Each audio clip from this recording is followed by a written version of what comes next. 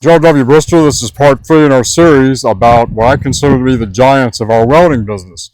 In America, we want to make America great again, and one of the things that has led to our downfall, I believe, was history has been perverted in schools or not taught at all. And so I want to tell you a little bit about the history of welding. The 3 giants we talked about, the Lincoln brothers, Mr. Arnold G. Letourneau, he started a Christian college where Mr. John Wormely decided to go in the 60s, I believe around 65. Why is Mr. Wormely so important? Mr. Wormely was called, when I was young, Mr. Pipeline. So let me tell you a little bit about him. He decided to go to Mr. Letourneau's Christian college for metallurgy and engineering. And he graduated, I think, with honors. He was hired by ARCO early on, and he was into nuclear power plants when they first started building them, and he did all the procedures and things like that. ARCO was the #1 oil company when they did the Alaska pipeline, the Trans-Alaska, the oil pipeline. We're about to build another one, it's gas. Mr. Wormely played a major part in that Trans-Alaska pipeline.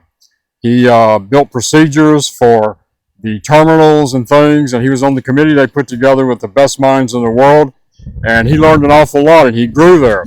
But he worked on that pipeline almost every day of the 5 years. Later, he went to London, and he was educated for about a year and a half on in-service welding. We all do in-service welding now if you do pipeline work.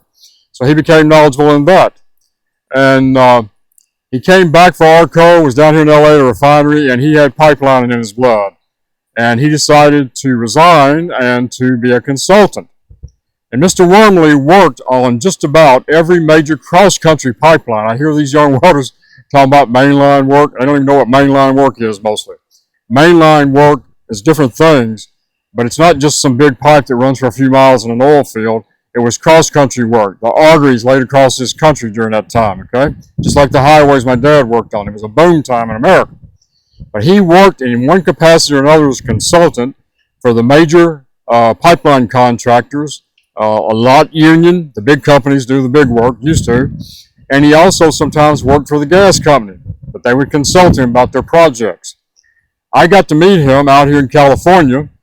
I was on a job for ARCO, and there were some problems with it, and so Mr. Wormely got sent out here, and it was like having this, I don't know what to even say. He was not a silly man, but he was a humorous man. And I asked him a lot of questions. Imagine if you could talk to Mr. Pipeline that was involved and credited with a big bunch of work for the pipeline in Alaska, and you could ask him anything you wanted. Well, I got to do that, and in the next video, in part 4, I'm going to tell you what I learned.